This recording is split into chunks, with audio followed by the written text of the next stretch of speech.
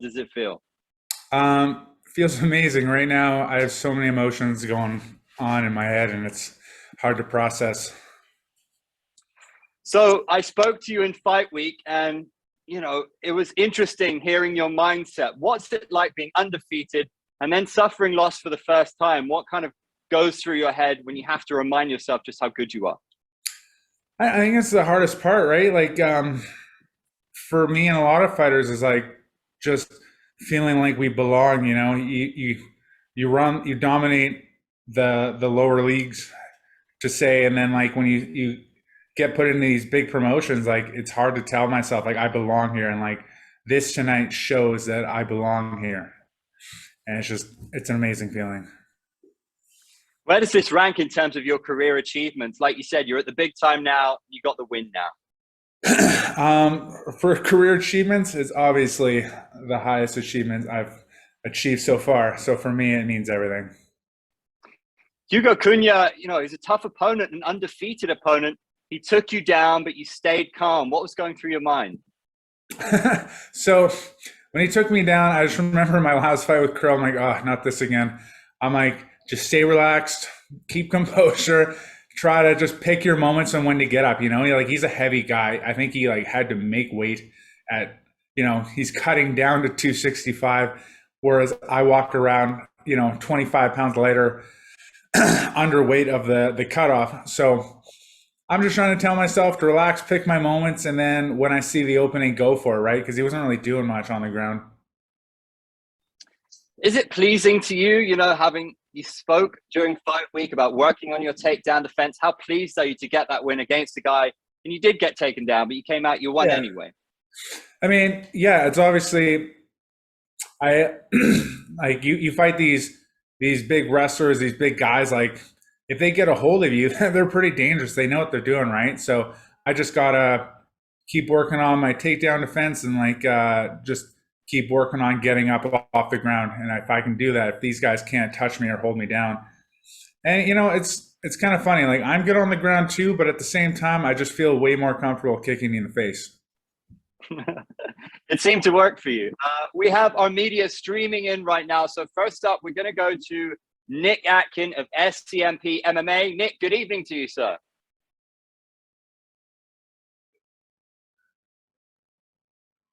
He's probably mid-podcast, so we'll give him a second. Nick, are you there?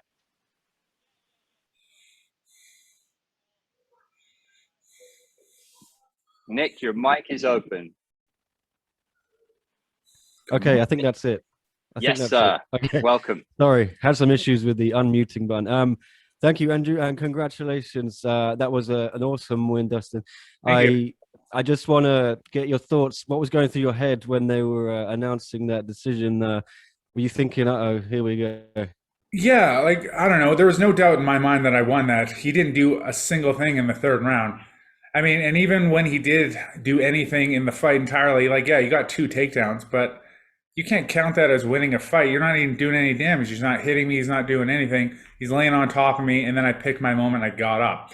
Yeah, he did almost mount me a few times, but I stayed relaxed and I got up. So how's that winning a fight? I clearly outstruck him, and I was way more active. So when they said it was a split decision, I was kind of in my head. I was like, come on.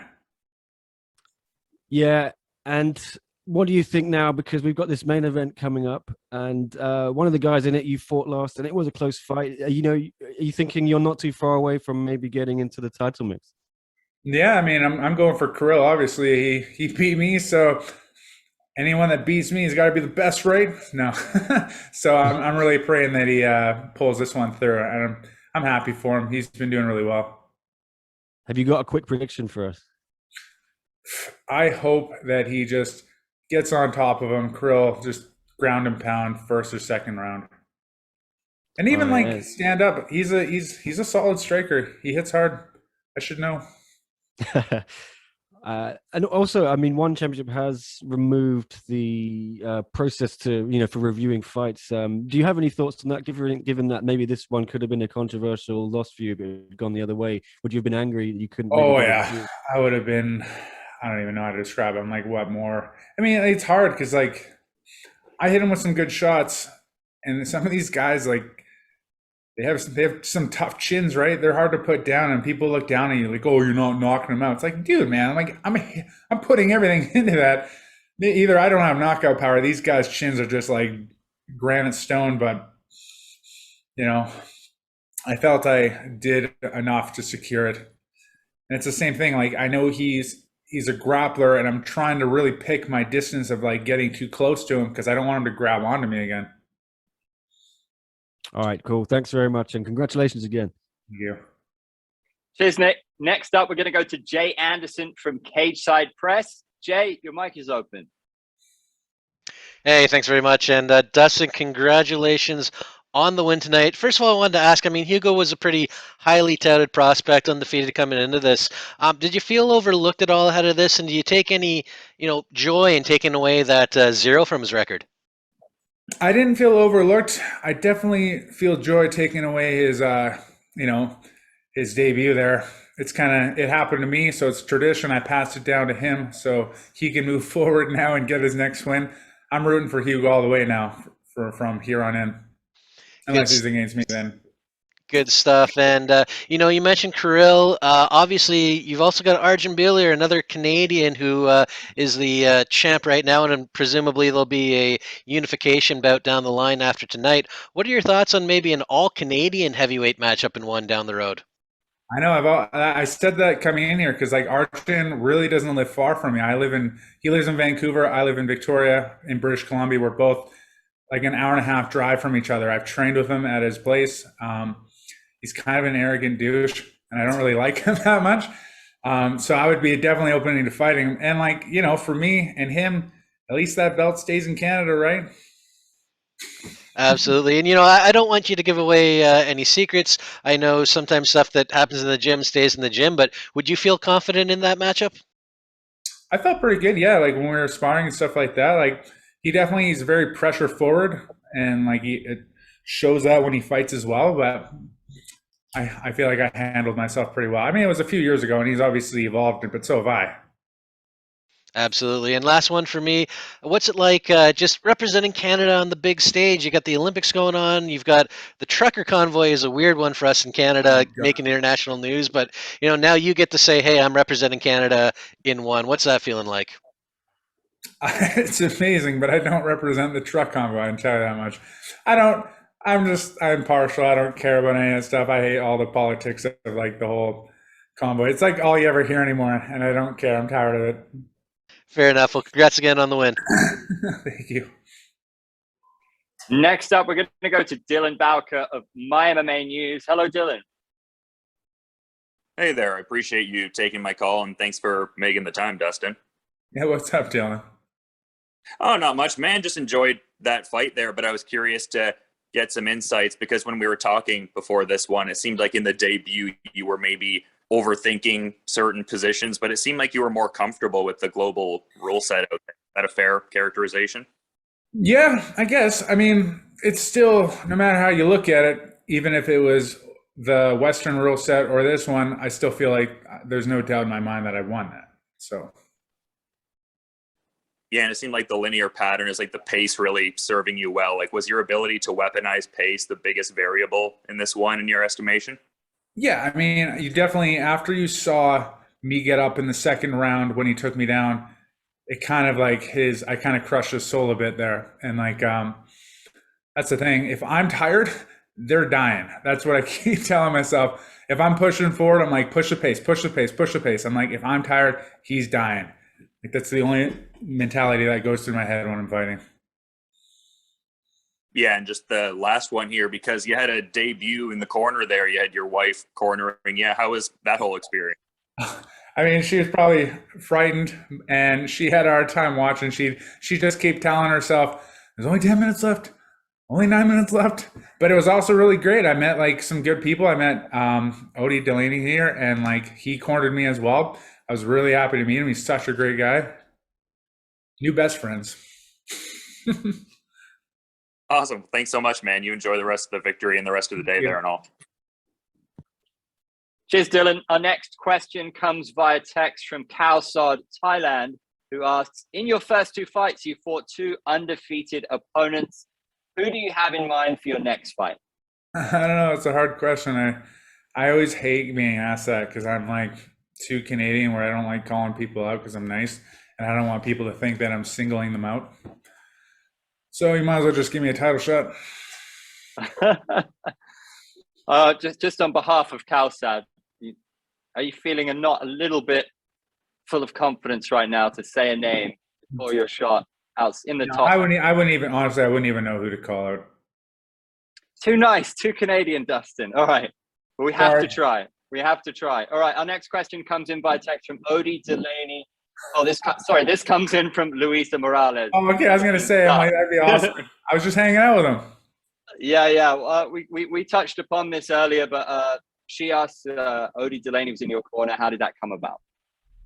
So when I was in Tokyo coming here to Singapore, you know, he's a big guy. He kind of stands out, and he's wearing an American Top Team T-shirt.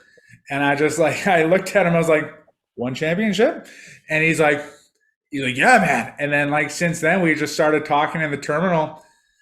And I was like, "Wow, man! Like we should hang out and train together and like whatever." Like we just really hit it off. And then it was like 2 days ago. I was kind of like, "Hey, man! Like, do you think they'd let you corner me?" And like, and he was fired up about it, and so you know, it all worked out, and it was really great having him. Like, his coaching ability and just like helping me get my confidence for this fight was next level for sure.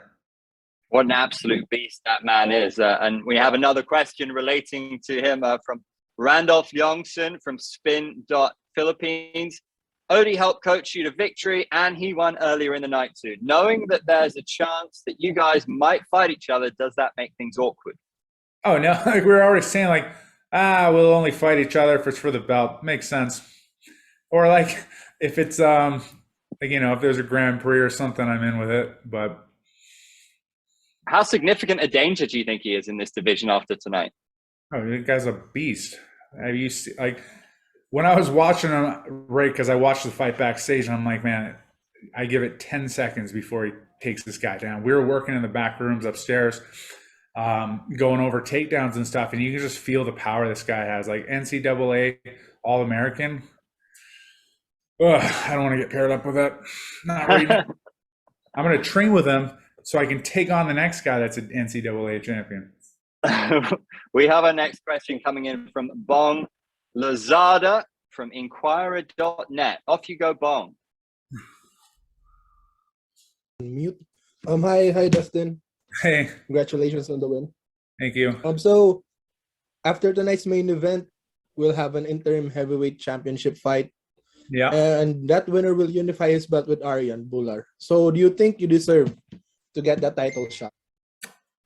I don't know. Do any of us deserve it? It's like, it's hard to say. I don't really make the call. I don't know the rankings. I'm just appreciate being here. And if they gave me that shot, man, that would be a dream come true. Like, how do you say no to that? And I'm hoping Kirill wins tonight and Arjan still doesn't want to defend it. And then I fight Kirill, kind of rematch, whatever. I like Kirill and all, but obviously I got to try and get that one back.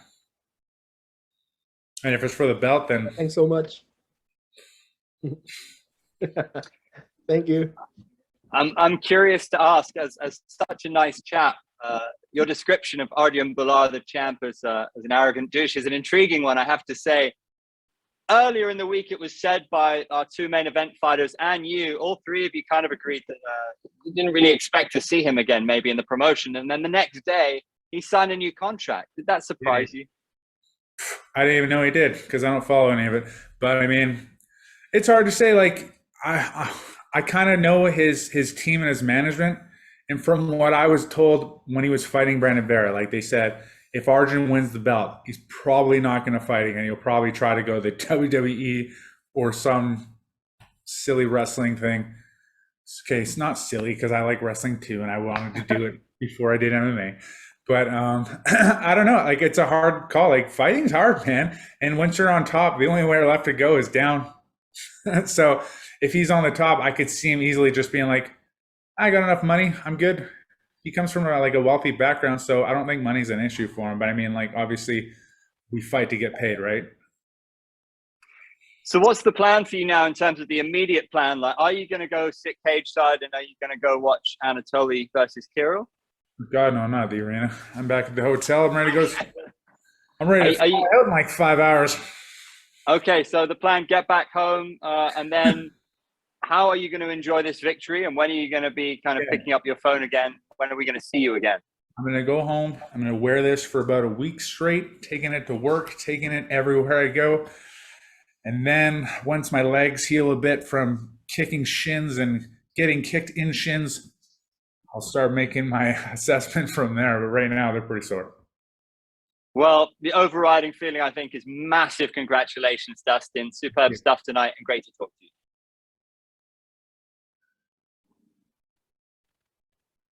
you. Cheers.